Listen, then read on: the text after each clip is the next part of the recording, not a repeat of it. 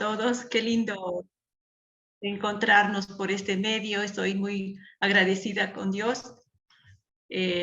Ha sido una iniciativa, en principio, con Carmen y María Machado, que son amigas muy entrañables para mí, que hace mucho tiempo no nos vemos, pero ahora ya puedo ver a Carmen con su esposo, ¿sí? Puedo ver a Sebastián también, y María está por ahí. Qué hermoso vernos después de mucho tiempo y dar gracias a Dios por esta oportunidad que nos da para estudiar la palabra de Dios.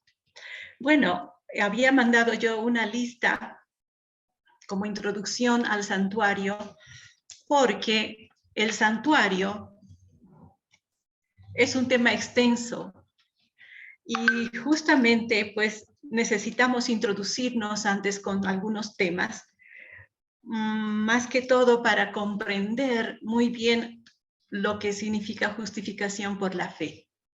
Quiero leerles unas citas antes de introducirnos al tema, que el primer tema es acerca de la ley, para que podamos comprender por qué es necesario, antes de entrar al tema del santuario, tomar algunos temas de introducción.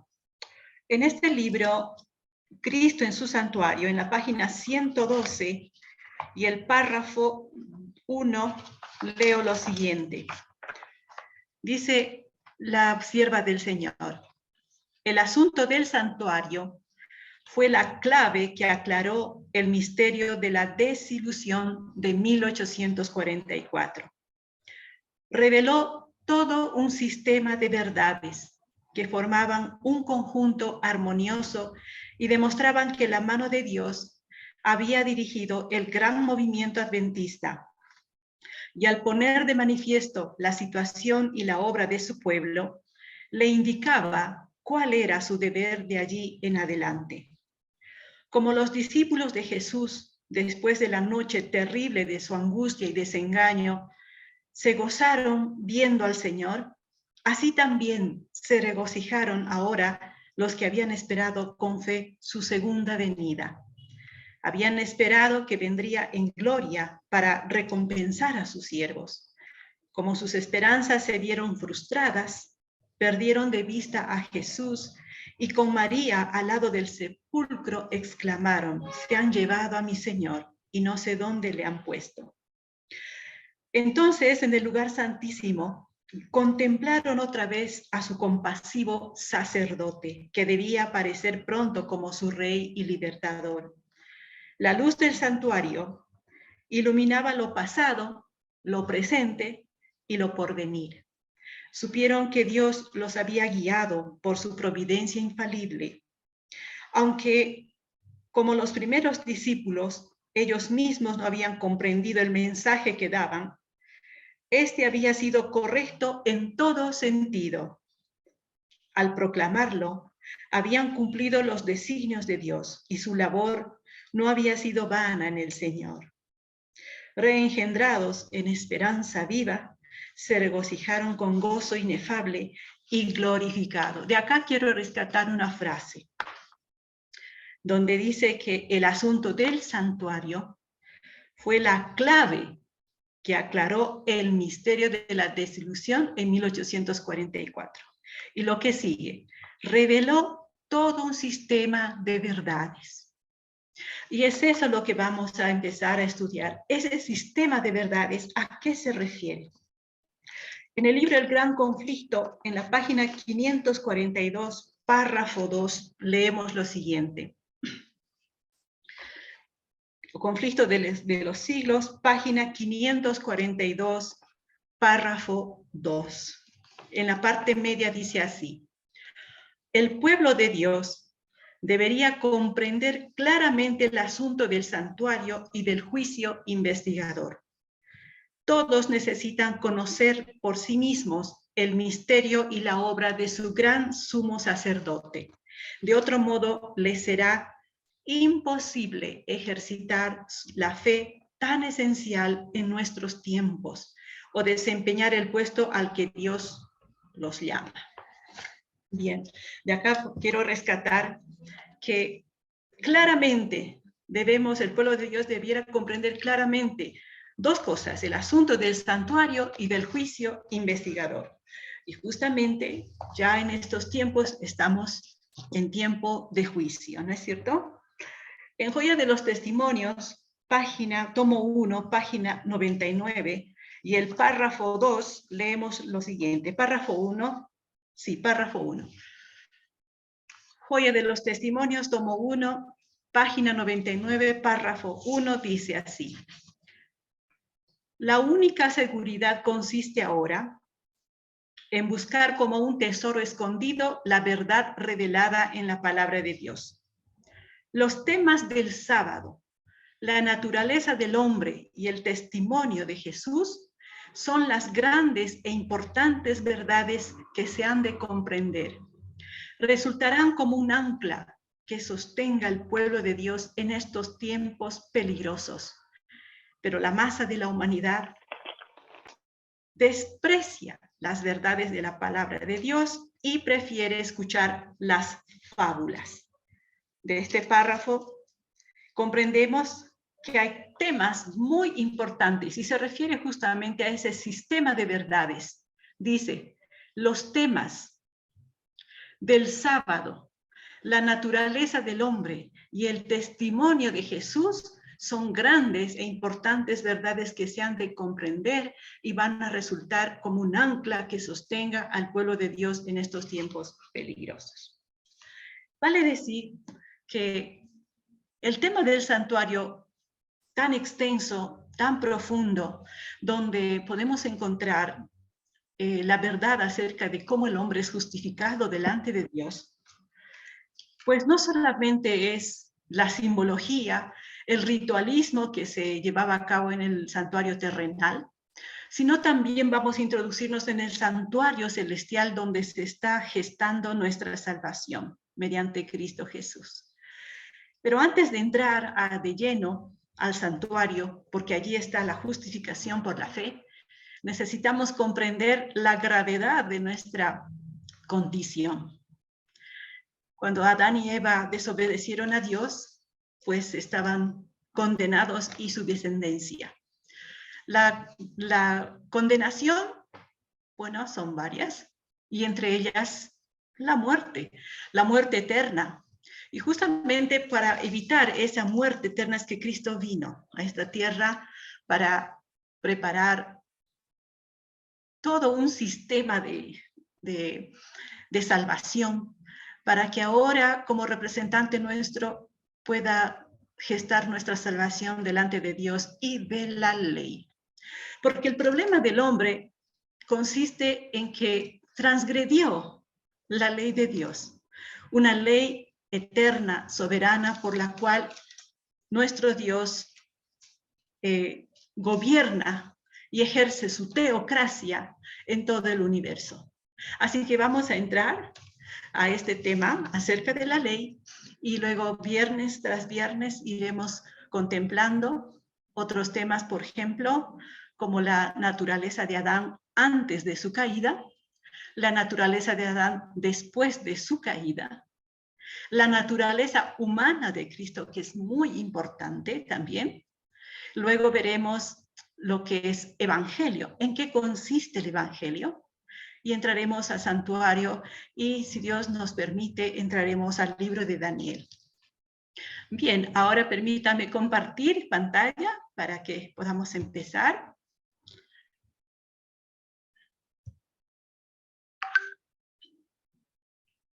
Muy bien. La ley de Dios.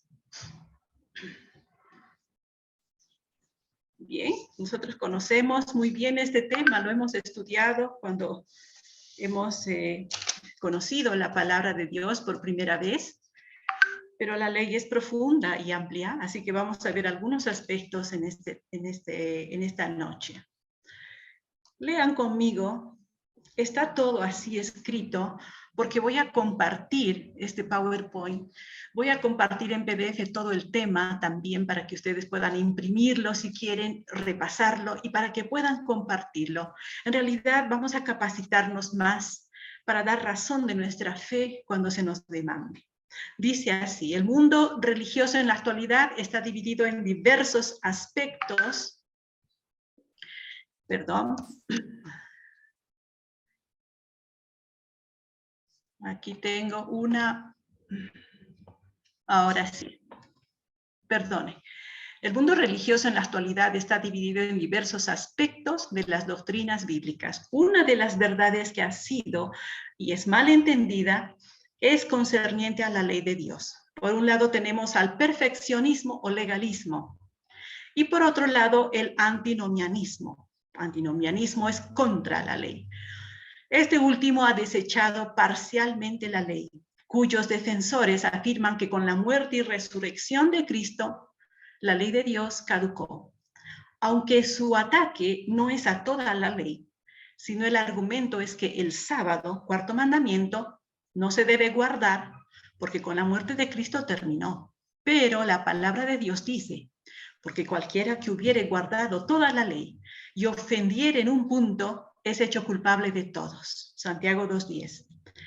Afirmar que la ley de Dios no está más en vigencia equivale a ir contra las palabras mismas del Salvador, quien dijo, no penséis que he venido para abrogar la ley o los profetas. No he venido para abrogar, sino a cumplir. Mateo 5:17. ¿Qué es la ley de Dios? En el deseado de todas las gentes, página 49, párrafo 4, leemos. Desde los tiempos más remotos, los fieles de Israel habían prestado mucha atención a la educación de la juventud.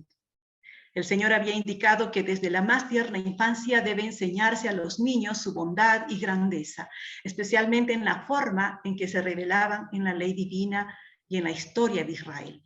Los cantos, las oraciones y las lecciones de las Escrituras debían adaptarse a los intelectos en desarrollo.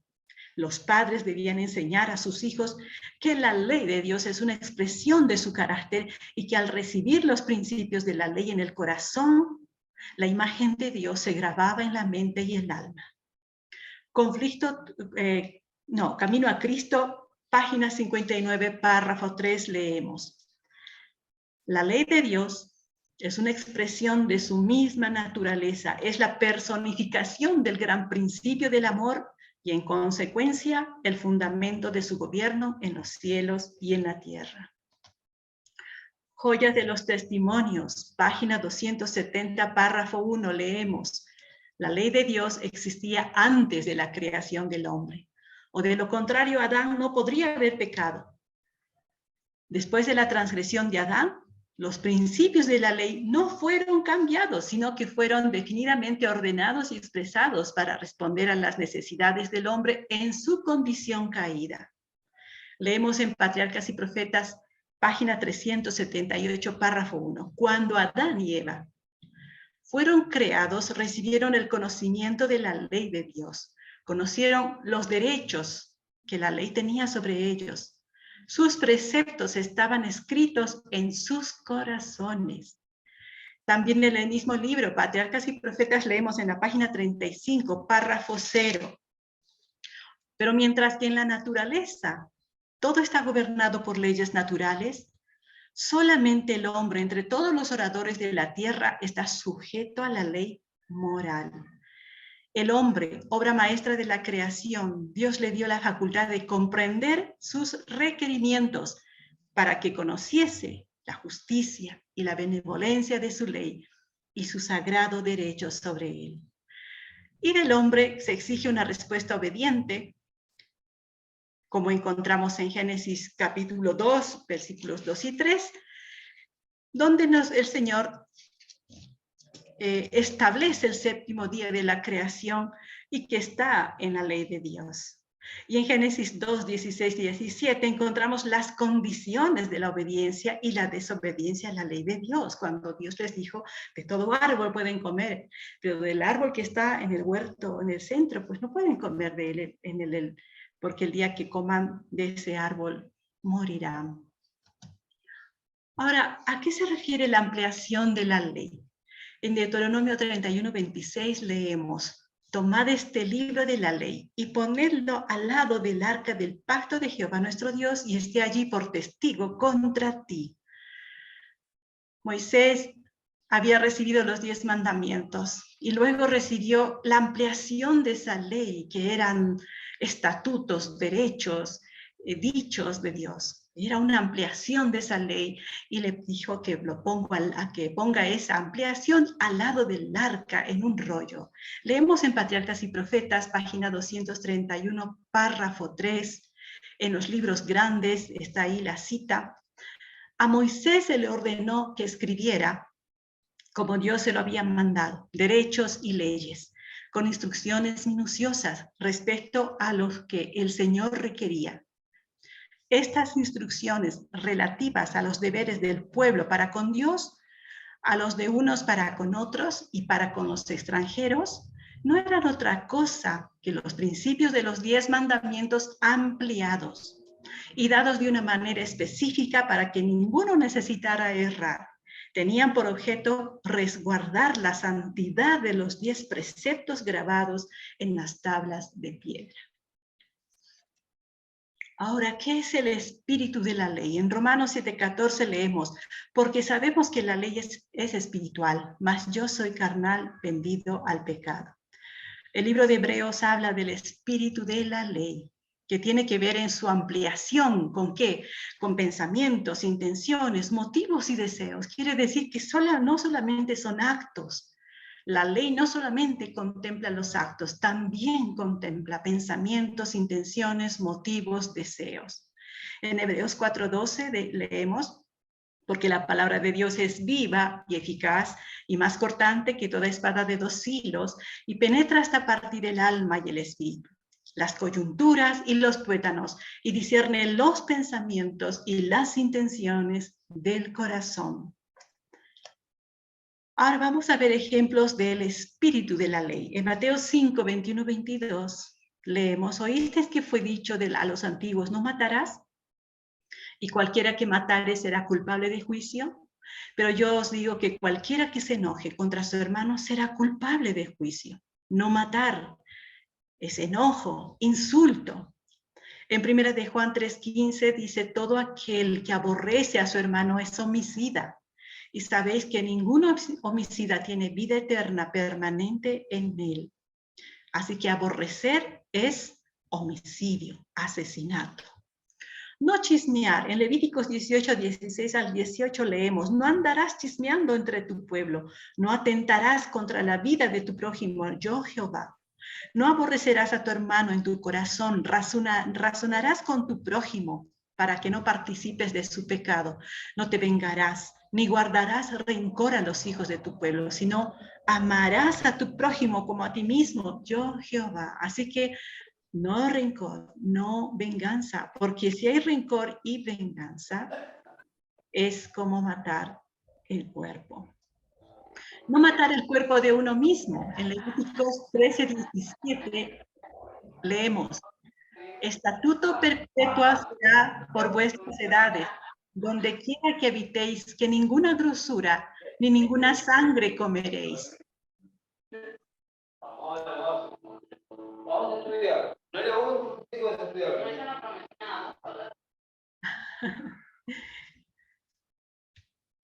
Tal vez podría pedir que... Hola. Sí, perdón, ahí silencié, perdón. Gracias, muy amable. Muy amable. Así que en Consejos sobre el régimen alimenticio, página 82, párrafo 1, leemos, Adán y Eva cayeron por el apetito intemperante. Cristo vino y soportó las más duras tentaciones de Satanás y en favor de la raza venció el apetito, mostrando que el hombre puede vencer.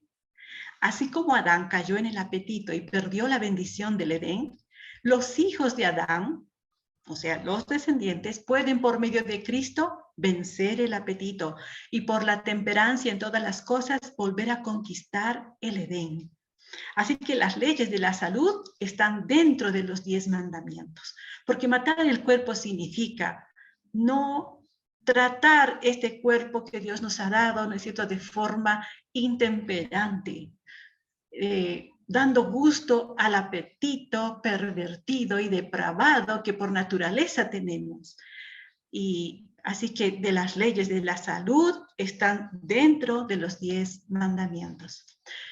La ley de Dios es la revelación de la voluntad divina. Antes de venir al mundo, Jesús dijo de sí mismo, me complazco en hacer tu voluntad, oh Dios mío, y tu ley está en medio de mi corazón. Salmos 48. Y cuando estuvo en esta tierra, dijo, mi comida es que haga la voluntad del que me envió y que acabe su obra. Juan 4:34. No todo el que me dice Señor, Señor, entrará en el reino de los cielos, mas el que hiciere la voluntad de mi Padre que está en los cielos. Mateo 7:21. Y cuando estaba por ascender a los cielos, manifestó otra vez, yo he guardado los mandamientos de mi Padre y permanezco en su amor. Juan 15:10. La Escritura dice, y en esto sabemos que le conocemos a Él, si guardamos sus mandamientos. Primera de Juan 2:3-6. Así que la ley de Dios es la revelación de la voluntad de nuestro Padre Celestial. ¿Y quién reveló esa voluntad? Pues su Hijo amado. También la ley de Dios es la expresión de su amor y sabiduría. Es en la ley como Dios revela su voluntad, lo que debemos hacer y lo que no debemos hacer. La voluntad del Padre es la obediencia a todos sus mandamientos. La oración de David fue, abre mis ojos y miraré las maravillas de tu ley. Mira, oh Jehová, que amo tus mandamientos. Cuánto amo yo tu ley. Por eso he amado tus mandamientos más que el oro y más que oro muy puro. De tus mandamientos he adquirido inteligencia, por tanto he aborrecido todo camino de mentira. El sabio de corazón recibirá los mandamientos, mas el necio de labios caerá. Nuestros primeros padres, los patriarcas, los profetas, los apóstoles y todos los creyentes han ensalzado la santa ley de Dios, que es la fuente de toda sabiduría y amor. Lo tiene expresado, ¿dónde? En su ley. La ley es una expresión del carácter de Dios. En Joyas de los Testimonios, página 364, párrafo 2, leemos la ley que había dado en el Edén y que era el trasunto de su carácter. ¿Qué quiere decir trasunto? Copia fiel. Así que la ley es una copia fiel del carácter de Dios. ¿Y cómo es el carácter de Dios? Pues leemos, sed pues vosotros perfectos como vuestro Padre que está en los cielos es perfecto. Mateo 5:48. Entonces, de acuerdo a lo escrito, el carácter de Dios es perfecto. ¿Qué implica esa perfección? Que Dios es justo y misericordioso al mismo tiempo. Nunca olvidemos esto. Dios es justo y misericordioso al mismo tiempo, y eso es lo que caracteriza a Dios, su carácter. También leemos en las Santas Escrituras, Jehová, Jehová, fuerte y misericordioso, tardo para la ira y grande en misericordia y verdad, que guarda misericordia a millares, que perdona la iniquidad. En esto está expresado su misericordia, que perdona, y que de ningún modo tendrá por inocente al malvado. En esto está expresado su justicia. Éxodo 34, 5 y 7. La ley, como la ley es una expresión del carácter de Dios, ¿qué clase de carácter requiere esa ley del hombre para que sea aceptado? Pues hemos leído en Mateo 5:48, sed pues vosotros perfectos como vuestro Padre que está en los cielos es perfecto. Pero nosotros no tenemos un carácter perfecto. Y Dios nos pide que tengamos un carácter perfecto. ¿Cómo vamos a lograr esto? Pues lo vamos a descubrir en el santuario. La ley de Dios requiere del hombre perfección del carácter. El mundo religioso en la actualidad tiene un falso concepto del carácter de Dios. Los seres humanos están divididos en dos bandos. Por un lado tenemos a los que piensan que Dios es tirano, malo, vengador, que lo único que hace es destruir. Por otro lado, que Dios es solo misericordioso. Hagamos lo que hagamos, Él nos perdona, Él no nos va a castigar. Por doquier escuchamos declaraciones, comamos y bebamos, que mañana moriremos. Pero a la luz de la palabra de Dios encontramos que dichas posiciones no son así, sino que Dios es justo y misericordioso al mismo tiempo. Ahora, ¿cómo probamos que Dios es justo? Dios les había dicho a nuestros primeros padres, porque el día que de él comieres, ciertamente morirás. Génesis 2:17. Ellos desobedecieron y por su causa toda su descendencia tenía que morir. Romanos 5:2, 12, 6:23 y Ezequiel 18:4. Pero se le prometió que él aplicaría su justicia no en ellos, sino en el que se había puesto como garante y fiador de la raza humana, a saber, el Hijo de Dios. Génesis 3:15, donde encontramos la promesa de un Redentor. Pero también está escrito en la palabra de Dios, porque si la palabra dicha por los ángeles fue firme, y toda rebelión y desobediencia recibió justa paga de retribución, ¿cómo vamos a escapar? ¿Cómo escaparemos si tuviéramos en poco una salvación tan grande? Dios no tendrá por inocente al malvado.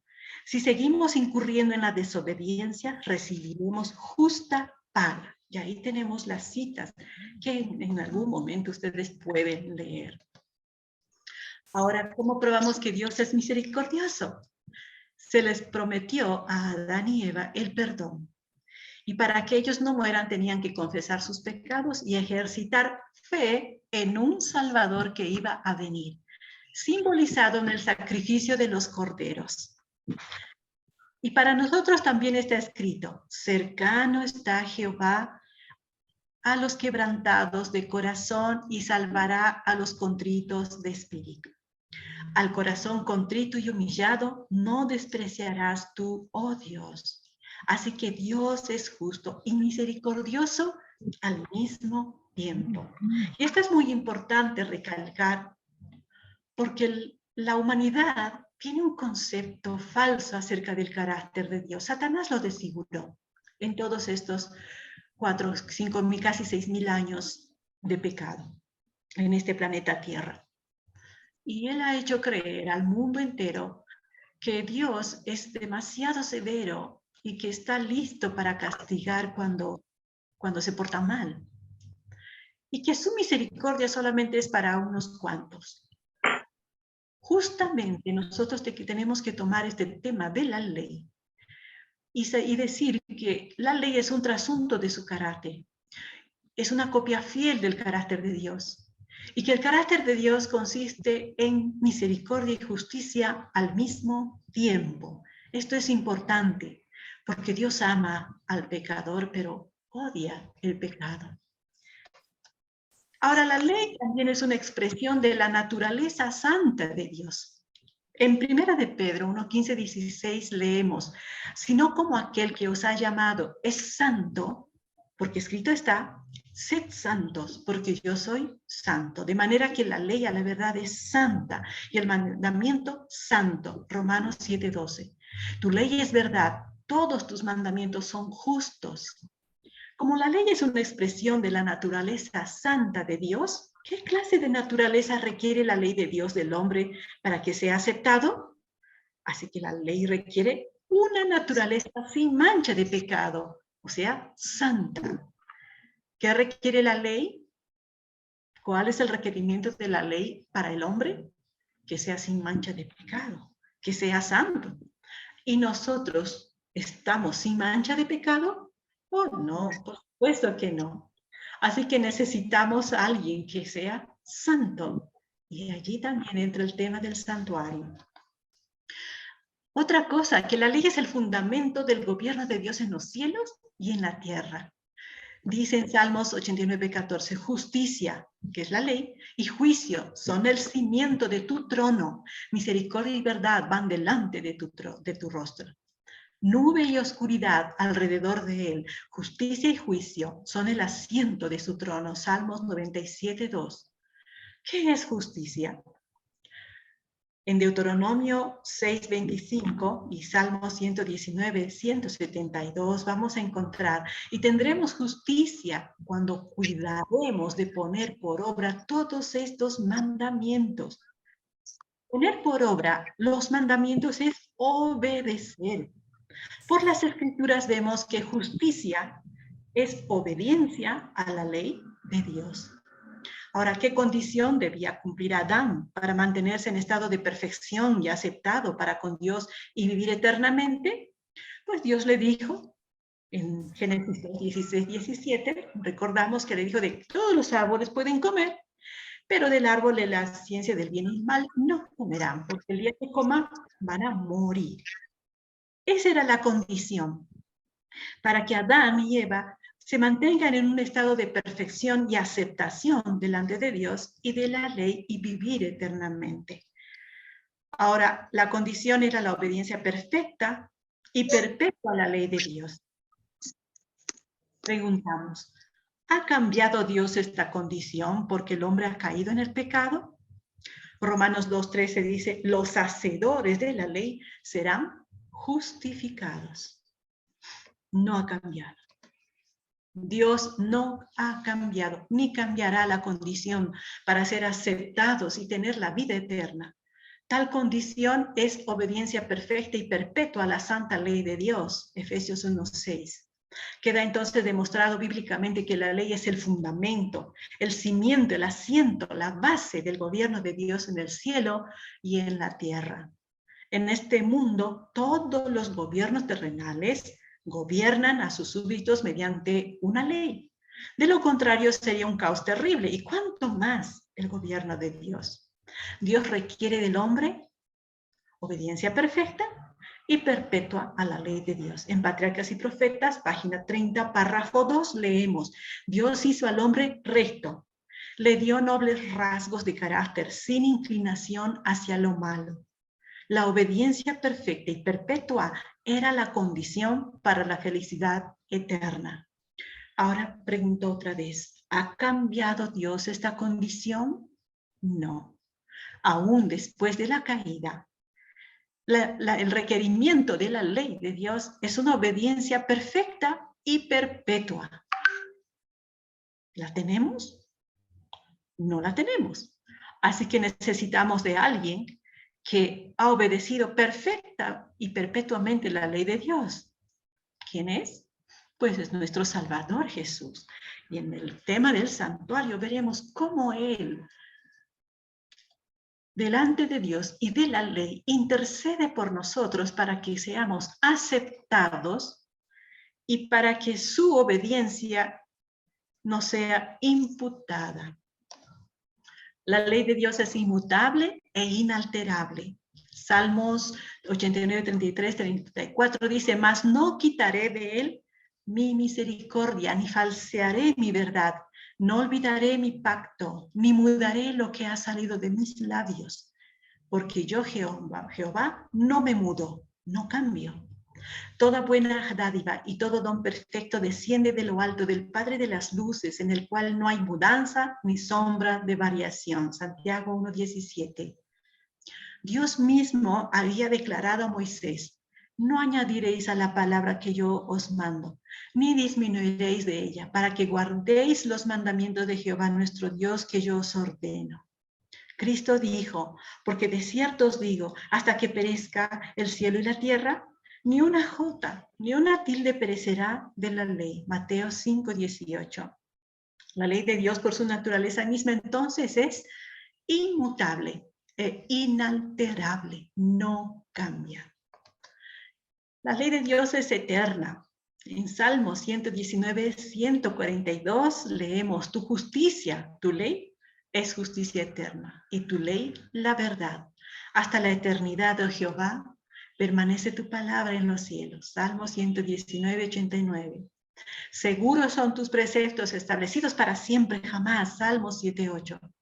Como la ley de Dios es una revelación de su voluntad, un trasunto de su carácter, debe permanecer para siempre como testigo fiel en el cielo.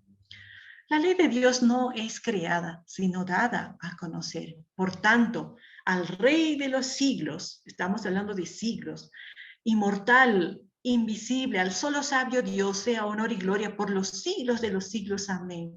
Cuando hablamos de siglos y de siglos que nunca acaban, Dios es eterno. Antes que naciesen los montes y formasen la tierra y el mundo, y desde el siglo y hasta el siglo, tú eres Dios. Salmos 92. La ley existe porque su autor existe. Dios y su ley existen desde la eternidad y existirá por la eternidad. Misterio profundo que no podemos entender. Solo sabemos que Dios existe. Dios, después de haber creado a nuestros primeros padres, les dio a conocer su ley, expresado en el libro de Génesis con las siguientes palabras. Y mandó Jehová Dios al hombre diciendo, de todo árbol del huerto comerás, mas del árbol de la ciencia del bien y del mal no comerás de él, porque el día que de él comieres ciertamente moriráis. Si Dios no les hubiera dado a conocer su ley, ellos nunca hubieran incurrido en la transgresión.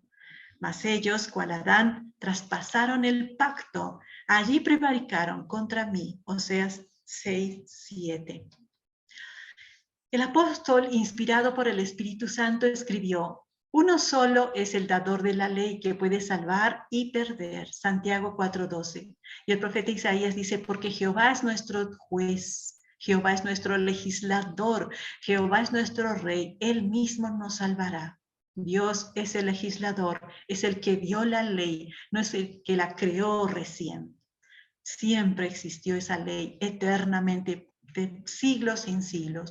Después de la caída de nuestros padres, ¿se siguió borrando la ley? La Biblia nos habla del patriarca Abraham.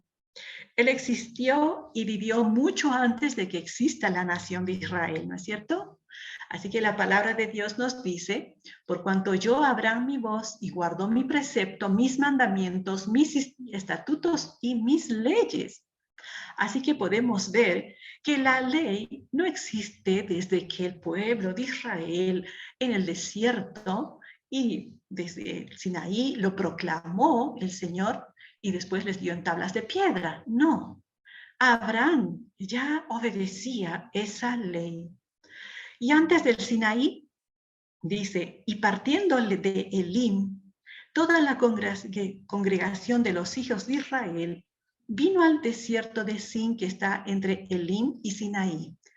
Y a los 15 días del segundo mes, después que salieron de Egipto, y él les dijo, esto es lo que ha dicho Jehová, mañana es el santo sábado, y lo que hubieres de cocinar, cocinarlo, y todo lo que os sobrare, guardadlo para mañana.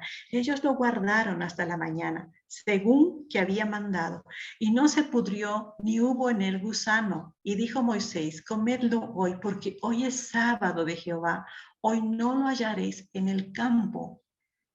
Así que en el desierto, el pueblo de Israel, por mandato divino, ya sabían acerca del sábado. Ellos tenían que recoger su alimento, el maná, el día viernes en doble porción, eso ya lo sabemos. Así que el santo sábado, que es el cuarto mandamiento de la ley de Dios, estaba vigente. ¿Y quién proclamó la ley en el monte Sinaí? Dice, habló Dios todas estas palabras. ¿Quién habló? Dios, en Éxodo 21:17. Tenemos todos los mandamientos. Y sobre el monte de Sinaí descendiste y hablaste con ellos desde el cielo y les diste juicios rectos, leyes verdaderas y estatutos y mandamientos buenos. Nehemías 9:13. Estas palabras habló Jehová a toda vuestra congregación en el monte, de en medio del fuego, de la nube y de la oscuridad, a gran voz, y no añadió más, y las escribió en 2 tablas de piedra, las cuales me dio a mí. Deuteronomio 5:6-22. Entonces, como leemos, es Dios quien proclamó su ley y no Moisés, como muchos acostumbran a decir. ¿Quién estaba entre los oyentes? Todo el pueblo consideraba las voces y los relámpagos y el sonido de la bocina y el monte que humeaba. Y viéndolo el pueblo temblaron y se pusieron de lejos y dijeron a Moisés, habla tú con nosotros, con Dios, y nosotros oiremos. Habla tú con nosotros y nosotros oiremos, pero no hable Dios con nosotros para que no muramos. Y Moisés respondió al pueblo, no temáis. La palabra de Dios nos muestra claramente que Moisés estaba como un oyente más en medio del pueblo cuando Dios proclamaba su ley. Así que ¿quién proclamó la ley en el monte Sinaí? Dios mismo, y con sus propias palabras. ¿Cuál era la base del pacto antiguo y cuál es la base del nuevo pacto? Este es un tema muy lindo que lo vamos a ver mediante el tiempo que Dios nos permita. Patriarcas y Profetas, página 386, párrafo 3 dice, así como la Biblia presenta dos leyes, una inmutable y eterna, que son los 10 mandamientos, y la otra provisional y temporaria, que es la ley ceremonial, así también hay dos pactos. El pacto de la gracia se estableció primeramente con el hombre en el Edén, cuando después de la caída se dio la promesa divina de que la simiente de la mujer heriría a la serpiente en la cabeza. Este pacto puso al alcance de todos los hombres el perdón y la ayuda de la gracia de Dios para obedecer en lo futuro mediante la fe en Cristo. También les prometió la vida eterna si eran fieles a la ley de Dios. Y así recibieron los patriarcas la esperanza de la salvación. Este pacto le fue renovado a Abraham en la promesa, en tus simientes serán benditas todas las gentes de la tierra. Así que, ¿cuál es la base del nuevo pacto? La ley. Esa es la base. ¿Y dónde se dio este pacto?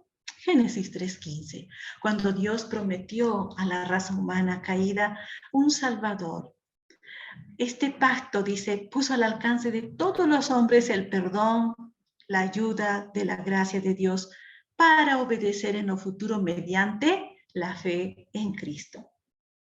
Leemos en Patriarcas Profetas también, página 387, párrafo 2, aunque este pacto fue hecho con Adán y más tarde se le renovó a Abraham, no pudo ratificarse sino hasta la muerte de Cristo. Existió en virtud de la promesa de Dios desde que se indicó por primera vez la posibilidad de redención. Fue aceptado por fe. No obstante, cuando Cristo lo ratificó, fue llamado el pacto nuevo. La ley de Dios fue la base de ese pacto, que era sencillamente un arreglo para restituir al hombre a la armonía con la voluntad divina, colocándolo en situación de poder obedecer la ley de Dios. Así que el nuevo pacto, ¿en qué consiste? En que cuando Cristo vino a esta tierra, lo ratificó. ¿Cómo lo ratificó? Pues Él vino. ¿Qué dijo Él? No he venido para abrogar la ley, sino para cumplirla, confirmarla. El nuevo pacto era que todas aquellas personas que por fe en Cristo obedecen esta ley, que es la base, y que la base de este pacto es los 10 mandamientos, sencillamente este plan de salvación es un arreglo, dice, para restituir al hombre a la armonía con la voluntad divina, colocándolo en situación de poder obedecer la ley de Dios, para volver a obedecer la ley de Dios. Muy bien. Y la base del antiguo pacto era la ley de los 10 mandamientos. La condición que demandaba este pacto fue obediencia perfecta y perpetua a la ley de los 10 mandamientos. Ahora, los pactantes de este pacto, ¿quiénes fueron? Por una parte, Dios, que es el que demanda una obediencia perfecta y perpetua a su ley. Y por otra parte, el pueblo de Israel, que dijeron, haremos todo lo que Jehová ha dicho, pero luego quebrantaron ese pacto. ¿Y cuál es la base del nuevo pacto? También es la ley de los 10 mandamientos.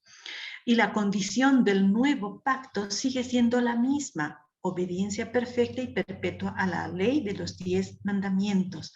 Y los pactantes son Dios el Padre, de un lado, y el Hijo de Dios como hombre por el otro lado. Porque ¿quién es el que realmente obedeció toda la ley perfectamente y perpetuamente? Cristo. Cristo fue un verdadero israelita, quien cumplió con las condiciones del pacto. Y aquí tenemos muchas citas bíblicas. Cristo dijo, yo he venido a cumplir. Mas ahora tanto mejor ministerio es el suyo, cuanto es mediador de un mejor pacto, el cual ha sido formado sobre mejores promesas. Así que fue Cristo como hombre que dio satisfacción perfecta y completa a la ley de Dios. Así que no olvidemos que la base de los dos pactos, tanto el pacto antiguo como el nuevo pacto, es los 10. Obediencia perfecta y perpetua a la ley de Dios. La ley de Dios es perfecta, que convierte el alma, dice Salmos 19:7. Sed pues vosotros perfectos, como vuestro Padre que está en los cielos es perfecto, Mateo 5:48. La ley es tan perfecta como Dios mismo. Como no se entiende el carácter de Dios, que es perfecto, menos comprenderemos la perfección de la ley y de sus santos requerimientos para ser justificados. Se rechaza consciente o inconscientemente, porque no conocemos a Dios. ¿Saben, hermanos? La Biblia y los testimonios, los libros del Espíritu y Profecía, nos van a llevar a un conocimiento amplio acerca del carácter de Dios y quién es realmente en su soberanía, en su majestad y en su perfección y en su amor infinito y en su gran justicia también. Así que cuando conozcamos a Dios, a medida que vamos estudiando su carácter, comprenderemos más la profundidad y la anchura de su ley. Porque la ley de Dios es perfecta y el problema, nuestro problema ante la ley es que hemos transgredido y en este momento estamos en transgresión de su ley. Pero para esto vino Cristo a esta tierra, para solucionar este problema. Ahora, la ley de Dios no es sombra ni símbolo. La ley moral nunca fue un símbolo o una sombra de Cristo. La ley existía antes de la creación del hombre y durará mientras permanezca el trono de Dios, pues la ley es el fundamento de su gobierno. Es inmutable, inalterable, infinita, eterna. Ahora, ¿cuáles son los sinónimos de la ley? Se lo llama mandamientos, preceptos, testimonios, juicios rectos, estatutos, justicia. ¿Qué es pecado? La única definición del pecado es la que da la palabra de Dios. En 1 de Juan 3:4 leemos que el pecado es transgresión a la ley.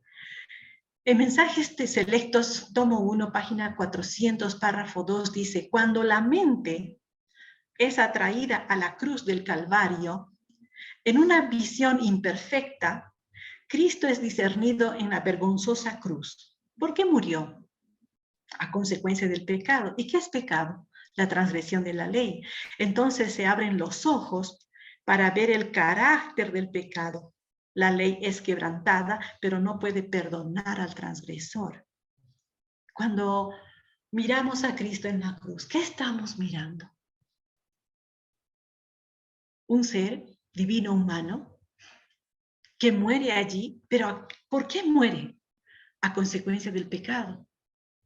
¿Y qué es el pecado? Es transgresión de la ley. Por eso vino Cristo, para que por su muerte, luego, y por su vida y por su muerte, diera satisfacción a los requerimientos de la ley. Dice, entonces se abren los ojos para ver el carácter del pecado, porque cuando vemos a Cristo colgado en una cruz muriendo, y cuando vemos su vida perfecta de obediencia, su carácter perfecto, su naturaleza santa, su vida justa, entonces podemos ver el carácter del pecado, porque es el pecado que lo llevó a la cruz.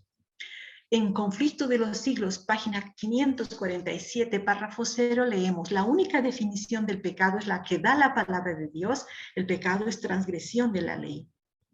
Es la manifestación exterior de un principio en pugna con la gran ley de amor, que es el fundamento del gobierno de Dios. ¿Qué es el pecado? Un principio, una manifestación exterior de un principio en pugna con la gran ley de amor. Camino a Cristo, página 61, párrafo 2, leemos: la condición para alcanzar la vida eterna es ahora exactamente la misma de siempre, tal cual era en el paraíso antes de la caída de nuestros primeros padres. La perfecta obediencia a la ley de Dios, la perfecta justicia. Si la vida eterna se concediera con alguna condición inferior a esta, peligraría la felicidad de todo el universo. Se le abriría la puerta al pecado con todo su séquito de dolor y miseria para siempre. ¿Cuáles son los requerimientos para alcanzar la vida eterna? La misma. que tenían nuestros padres al principio. Perfecta obediencia a la ley de Dios, perfecta justicia. Dios no cambió la condición de Génesis 2, 16, 17 cuando dijo la condición que les dio Adán y Eva: de todo árbol pueden comer, pero de este árbol no, porque van a morir. Con un solo acto de desobediencia, Adán adquirió lo siguiente: registro manchado en el cielo. Isaías 65, 6, 7. Manchado en el cielo, manchado en sí mismo. Naturaleza humana pecaminosa. ¿Qué naturaleza tenía antes de caer en pecado Adán? Naturaleza santa. Y ahora, después de pecar, naturaleza pecaminosa. Y un registro de pecado en su mente. Porque no solamente fue el acto externo, cuando tomó el fruto, comió, invitado por su esposa, sino que también el pecado se registró en su mente. Su naturaleza santa, en un abrir cerrar de ojos, cambió a una naturaleza pecaminosa. Ahora, ¿cuál es la paga del pecado? El alma que pecare, esa morirá, dice, porque la paga del pecado es muerte. Así que esto quiere decir todo lo que expresa. Va más allá de la muerte común a todos, es que es común a todos. Significa la muerte segunda o muerte eterna, Apocalipsis 21, 8. Pues es a esa muerte que debemos temerle, la muerte segunda. Porque la muerte primera, que es la muerte que ahora todos vamos a morir en cualquier momento, porque esa es la consecuencia del pecado. En realidad lo que quiere decir Romanos 6, 23, cuando dice la paga del pecado es muerte, se refiere a la segunda muerte. ¿Y cuál es esa segunda muerte? Es esa muerte después del milenio que sufrirán una muerte eterna todos los impíos cuando después de resucitar sean juzgados y reciban la sentencia y mueran eternamente y sean como si nunca hubieran existido. Es esa muerte eterna que Cristo vino a morir en esta tierra, la muerte segunda. Y vamos a estudiar en el tema del santuario también cómo es que Cristo murió esta muerte segunda. No hay poder en la ley para perdonar. La ley solo condena al pecador. Esto también tenemos que siempre recordar, que la ley no perdona. La ley solo condena al transgresor. La ley de Dios como norma de juicio, y los cielos declaran su justicia, porque Dios es el juez. Así hablad y así obrad como los que habéis de ser juzgados por la ley de la libertad. De acuerdo a estos textos bíblicos, la norma de juicio es la ley de Dios. Es por la cual seremos juzgados, porque somos transgresores de la ley. Adán y Eva transgredieron la ley, y así que nosotros, sus descendientes, somos transgresores de la ley. Desde el vientre de nuestra madre ya somos con naturaleza pecaminosa y nacemos como transgresores de la ley por naturaleza. Ahora, ¿dónde está esa ley? Y el templo de Dios fue abierto en el cielo y el arca de su pacto fue vista en su templo, dice Apocalipsis 11, 19. El arca que estaba en el tabernáculo terrenal contenía las 2 tablas de piedra, en que estaban inscritos los preceptos de la ley de Dios. El arca era un mero receptáculo de las tablas de la ley, y era esta ley divina la que le daba su valor y su carácter sagrado a aquella. Cuando fue abierto el templo de Dios en el cielo, se vio el arca de su pacto en el lugar santísimo, Apocalipsis 11, 19, en el santuario celestial. Es donde se encuentra inviolablemente encerrada la ley divina.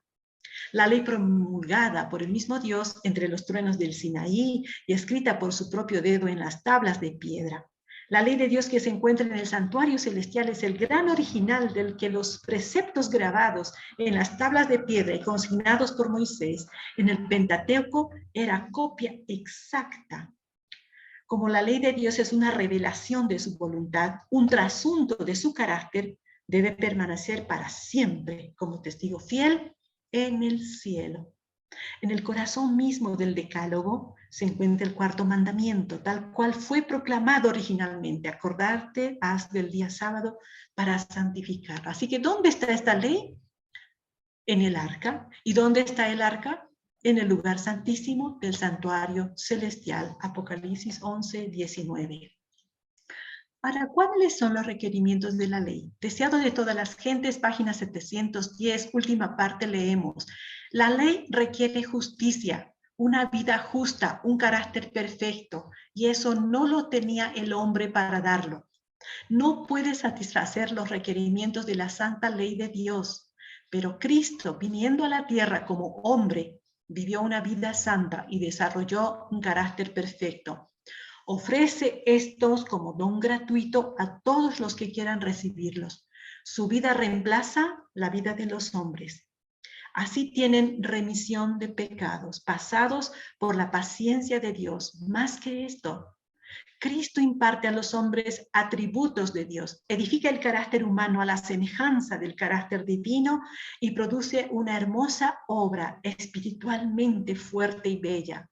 Así, la misma justicia de la ley se cumple en el que cree en Cristo. Dios puede ser justo y el que justifica al que es de la fe de Jesús.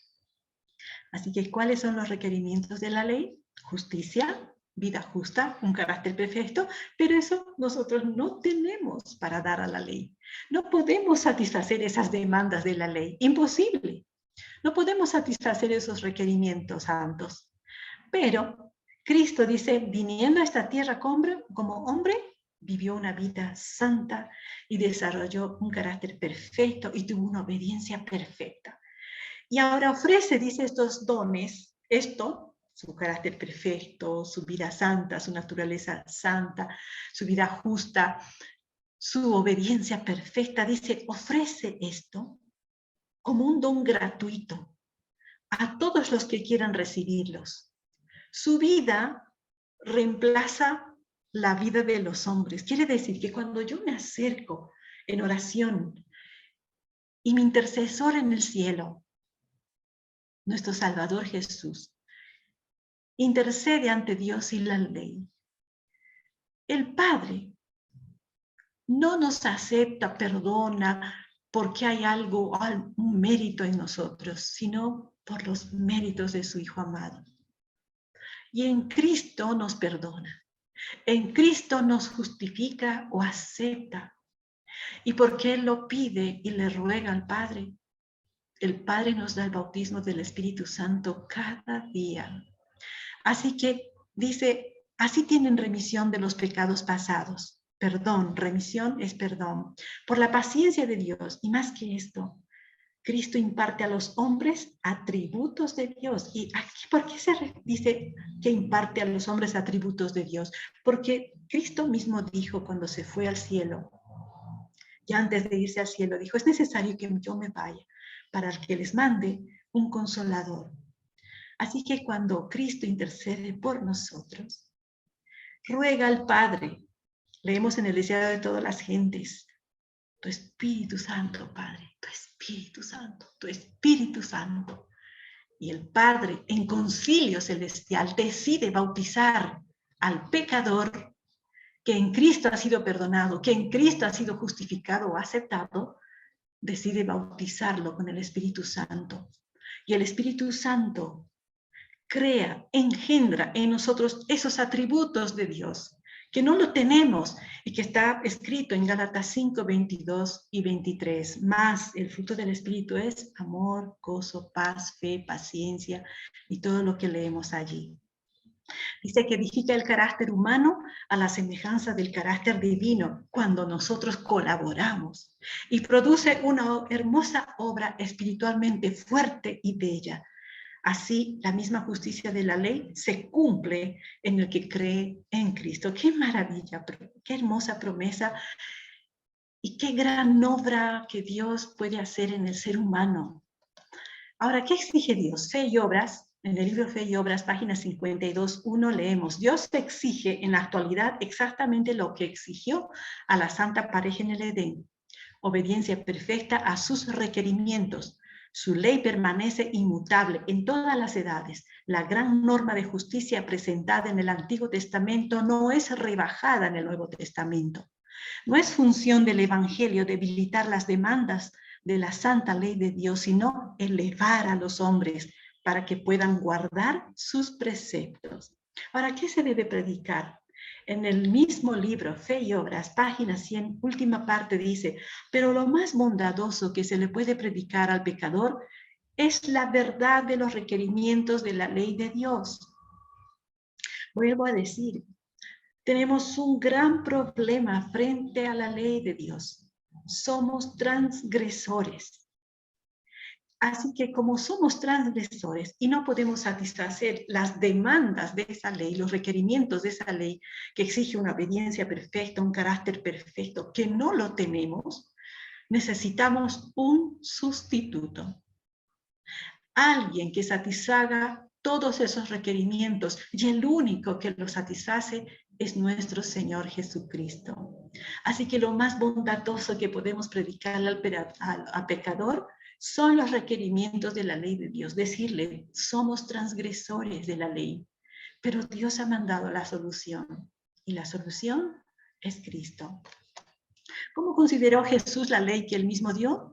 En Deseado de todas las gentes, página 276, párrafo 3, dice, Jesús consideró los mandamientos por separado y explicó la profundidad y anchura de sus requerimientos. En vez de quitarles una jota de su fuerza, demostró cuán abarcantes son sus principios y desenmascaró el error fatal de los judíos en su demostración exterior de obediencia.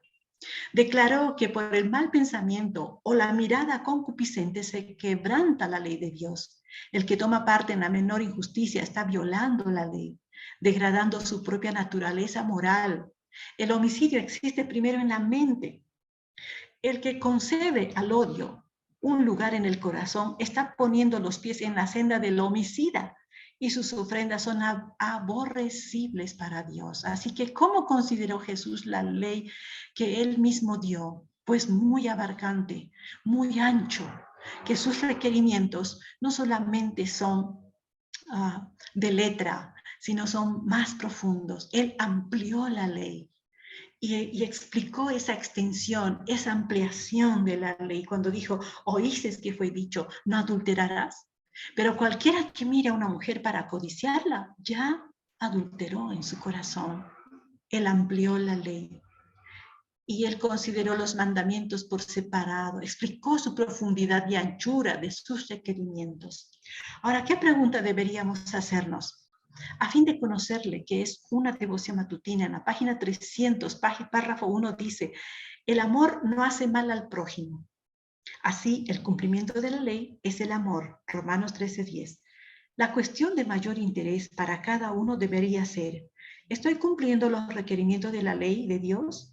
Esa ley es santa, justa y buena, y Dios quiere que comparemos diariamente nuestras acciones con ella, que es su gran norma de justicia. Únicamente mediante un severo examen de nosotros mismos a la ley de la palabra de Dios podemos descubrir nuestras desviaciones de su santa regla de bien.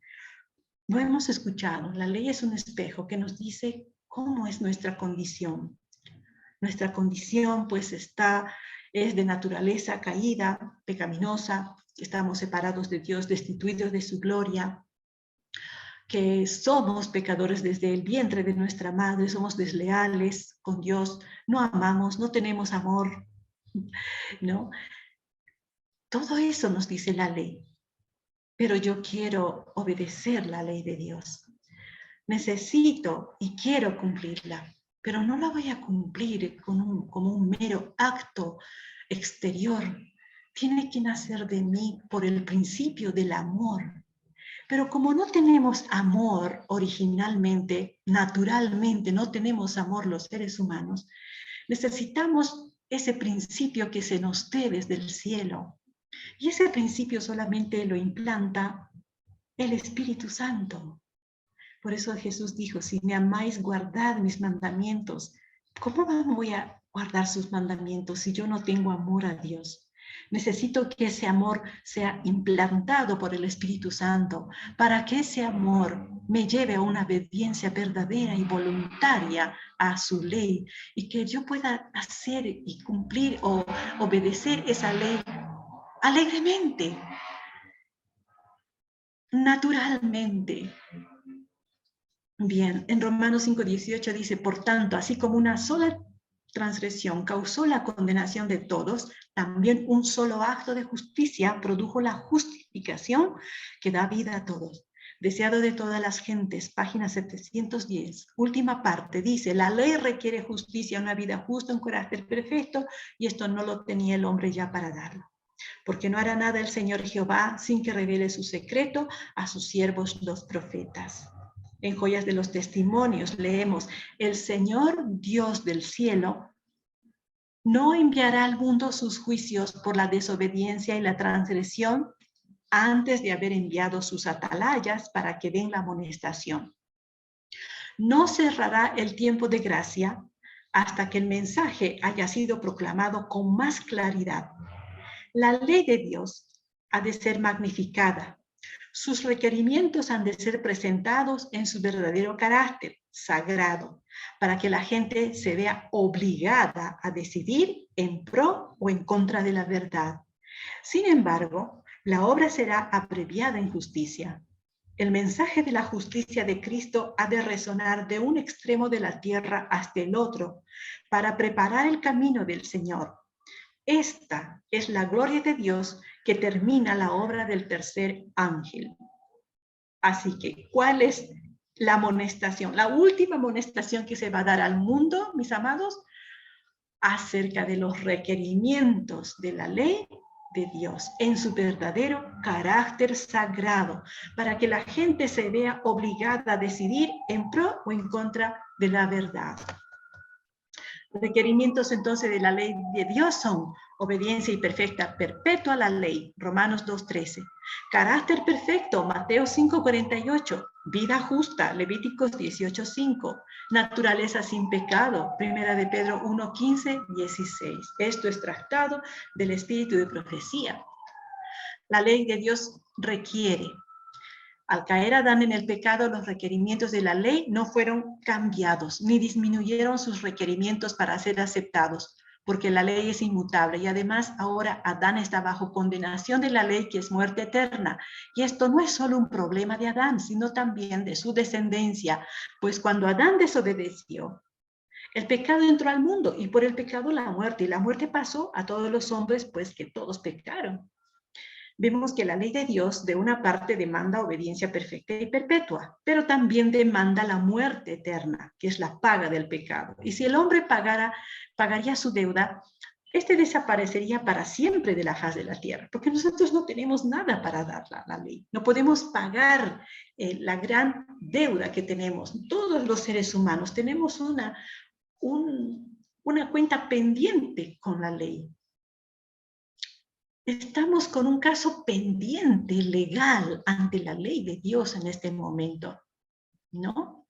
Dice, desaparecería para siempre si quisiéramos nosotros justificarnos delante de Dios con nuestros propios méritos o querer pagar la paga del pecado, la muerte. No, no podríamos, para nunca más volver a existir. Y al desaparecer, no tiene más vida con qué cumplir lo que la ley pide para ser aceptado.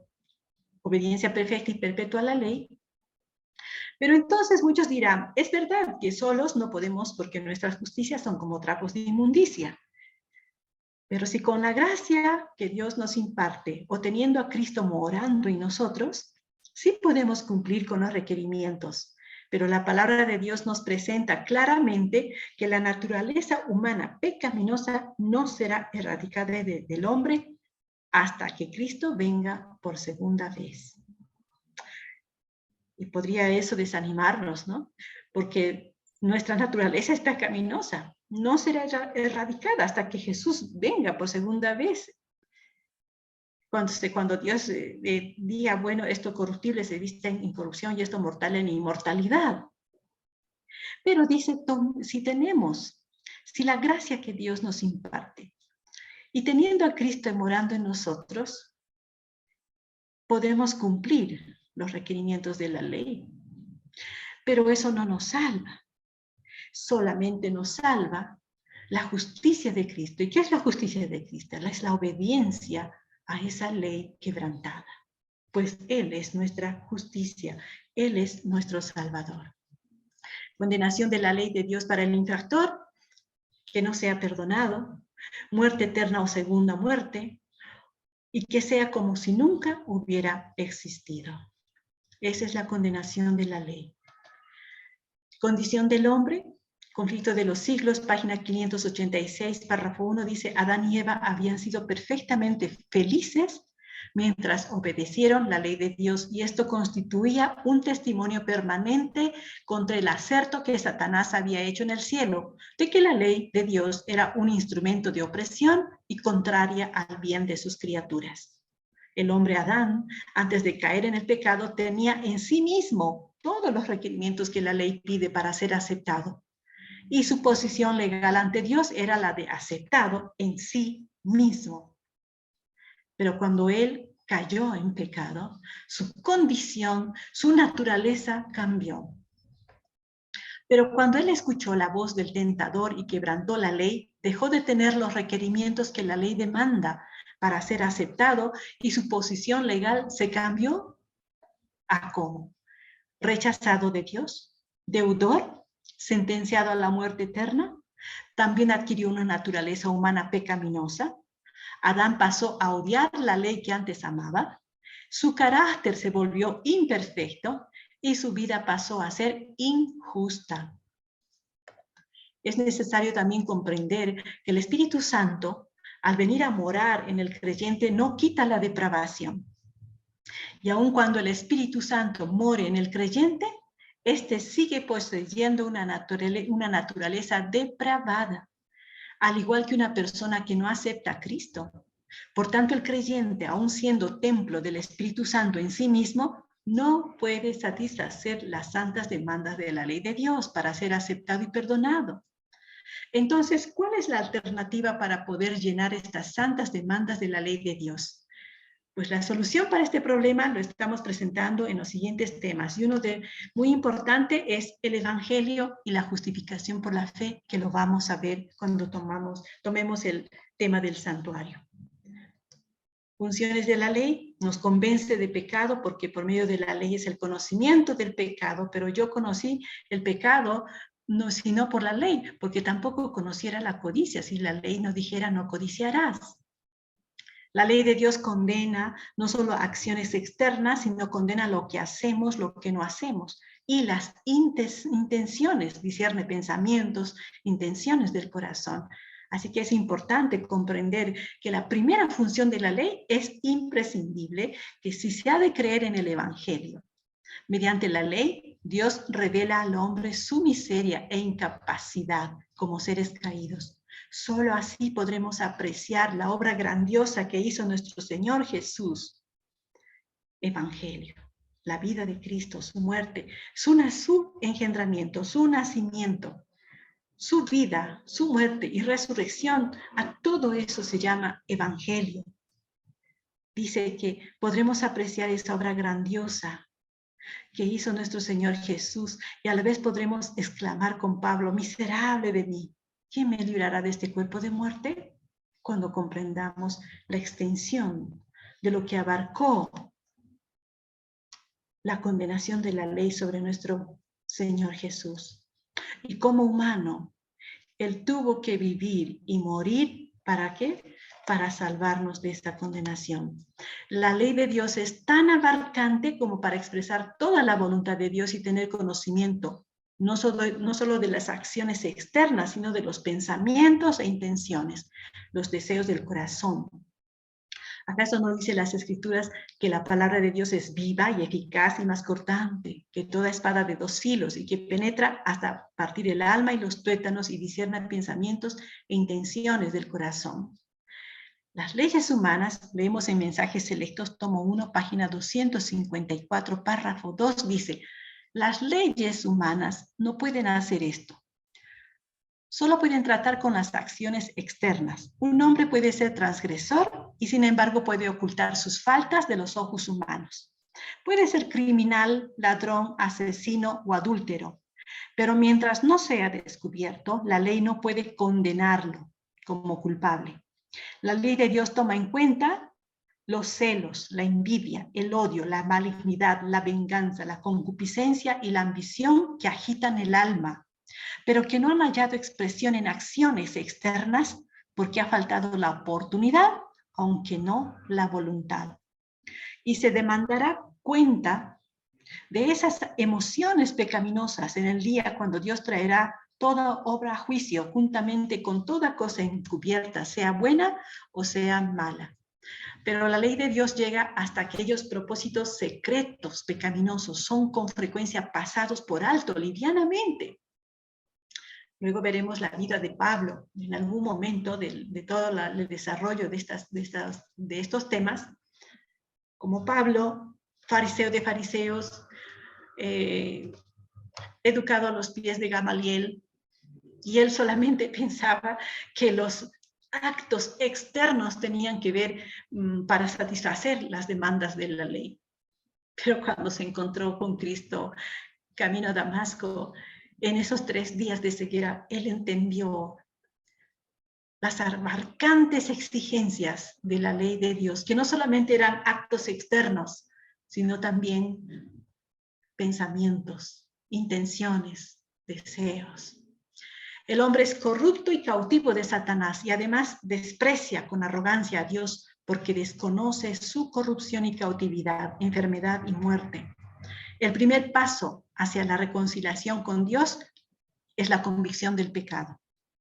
Para conocer su culpabilidad, el pecador debe medir su carácter por medio de la gran norma de justicia que Dios dio al hombre.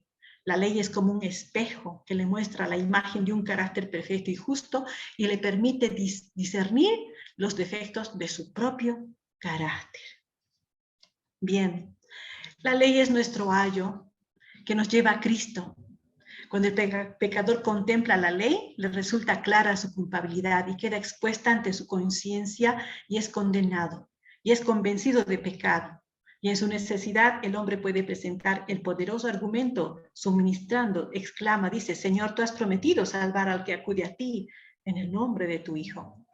Soy un alma perdida, impotente y sin esperanza. Señor, sálvame o perezco. Su fe se aferra de Cristo y es justificado delante de Dios. El reformador Martín Lutero afirma, Dios, mediante la ley, le abre al hombre los ojos para que vea su miseria y así pone en el camino hacia Cristo. La ley hace que el hombre venga a Dios con un corazón contrito y humillado. La ley de Dios como norma de vida para el cristiano, dice, luego deshacemos la ley por la fe, en ninguna manera. Antes establecemos la ley, Romanos 3:31, para que la justicia de la ley fuese cumplida en nosotros, que no andamos conforme a la carne, más conforme al Espíritu, Romanos 8:4.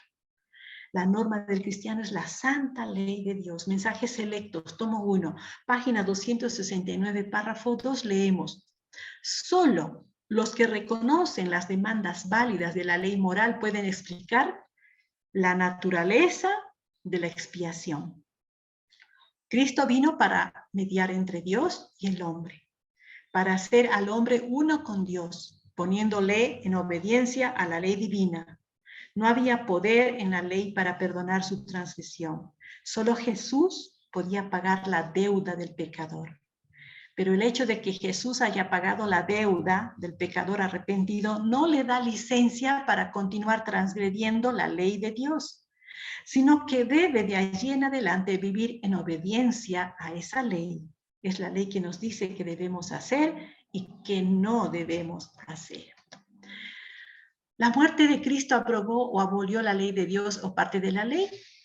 El mundo religioso plantea que en la ley, que en la cruz Cristo abrogó toda la ley de Dios. Si hubiese sido posible que la ley fuera cambiada o abrogada, Cristo no habría necesitado morir, ¿no es cierto?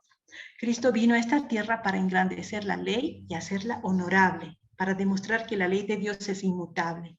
Si las demandas de la ley de Dios, que son obediencia perfecta y perpetua para ser aceptados y muerte eterna para el transgresor, se hubiesen podido descartar, el Hijo de Dios no habría necesitado dejar su trono, revestir su divinidad con humanidad. No hubiera necesitado vivir una vida de obediencia perfecta y perpetua a la ley de Dios, y tampoco habría necesitado dar su vida para expiar la transgresión. La vida y la muerte de Cristo prueban que la ley de Dios es inmutable.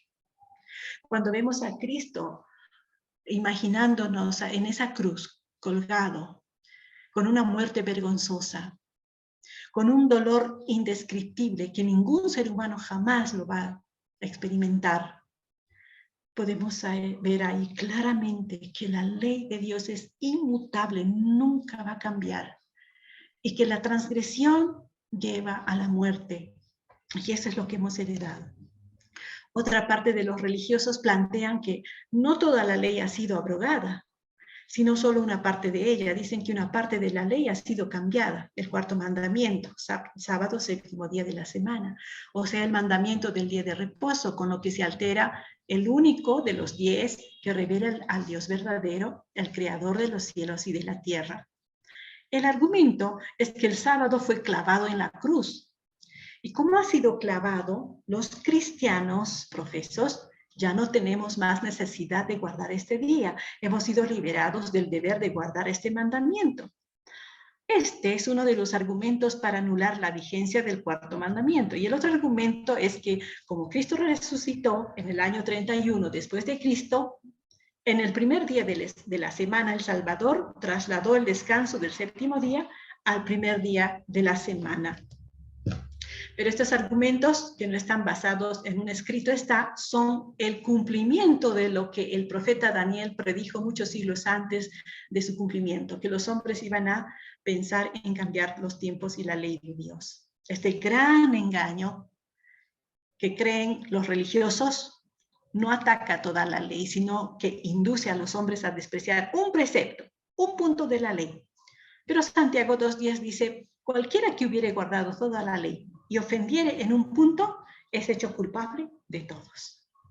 Así que consintiendo violar un precepto, los hombres caen en lo que Cristo dijo, este pueblo de labios me honra, mas su corazón está lejos de mí, pues en vano me honran, enseñando como doctrinas mandamientos de hombres. Porque dejando el mandamiento de Dios, os aferráis a la tradición de los hombres, porque guardar el primer día de la semana, domingo, es mandamiento de hombres y no de Dios. Así que, ¿qué sábado fue clavado en la cruz? La Biblia nos habla en forma bien clara de la existencia y vigencia del sábado, que es el cuarto mandamiento de la ley de Dios. Y que este sábado forma parte del fundamento del trono de Dios en el cielo y en la tierra. Y que este mandamiento existe desde la eternidad, no tiene principio ni tendrá fin. Asimismo, la Biblia nos habla de 7 sábados ceremoniales que tuvieron su vigencia hasta la muerte de Cristo. Estos sábados ceremoniales no formaban parte del trono de Dios y no están incluidos en la ley de Dios. Estos sábados ceremoniales tuvieron su principio y su fin. Es acerca de esos sábados ceremoniales que están mencionados en Levíticos 23, 6 al 39, y Dios dijo en Isaías 13 que estaba harto de sus sábados a través del profeta Oseas, que predijo que Dios iba a hacer cesar esos sábados ceremoniales porque tales sábados eran sombra y figura de la obra de Cristo. Así que, ¿qué sábado fue clavado en la cruz? ¿El sábado del cuarto mandamiento, de los 10 mandamientos? No. Fueron esos 7 sábados ceremoniales que los israelitas tenían en un año. Tenían 3 fiestas anuales. Y entre esas tres fiestas anuales tenían 7 sábados ceremoniales que no precisamente caían en día sábado de la semana séptimo día. Podían caer en cualquier día de la fecha ya prescrita, pero lo llamaban sábado ceremonial porque en ese día los israelitas no trabajaban. No hacían ninguna actividad, era un día solemne, de asamblea solemne a Jehová. Así que esos sábados sí fueron clavados en la cruz, sábados ceremoniales. Terminamos ya, Mensajes Selectos dice en la página 270, tomo 3, párrafo 3. Si Adán no hubiera transgredido la ley de Dios, la ley ceremonial nunca hubiera sido instituida. Claro. Si Adán no hubiera transgredido nunca la ley de Dios, jamás hubiera existido la ley ceremonial, porque no era necesario. El evangelio de las buenas nuevas fue dado primero a Adán cuando se le declaró que la simiente de la mujer aplastaría la cabeza de la serpiente. ¿Qué es evangelio? De las buenas nuevas. ¿Qué es evangelio? Nunca vamos a recordar siempre que evangelio es engendramiento, nacimiento, vida, muerte y resurrección de Cristo.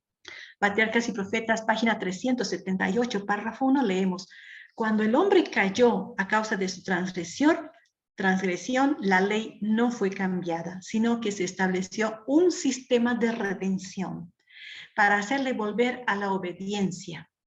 Se le dio la promesa de un Salvador y se establecieron sacrificios que dirigían sus pensamientos hacia el futuro, hacia la muerte de Cristo como supremo sacrificio. Si nunca se hubiera violado la ley de Dios, no habría habido muerte, ni se habría necesitado un Salvador, ni tampoco sacrificios. Así que, ¿qué se debe predicar? Lo más bondadoso que se puede predicar al pecador es la verdad de los requerimientos de la ley de Dios. Así que, mis queridos hermanos, como tarea, tarea no, algo que podemos nosotros hacer en este sábado es leer Patriarcas y Profetas, páginas 312 al 318, donde encontraremos la ampliación de la ley, mandamiento por mandamiento. Es muy hermoso. Y con eso, pues, entenderemos mejor cuán profunda y abarcante son los requerimientos de la ley de Dios. Que el Señor nos bendiga. Nos hemos pasado de la hora.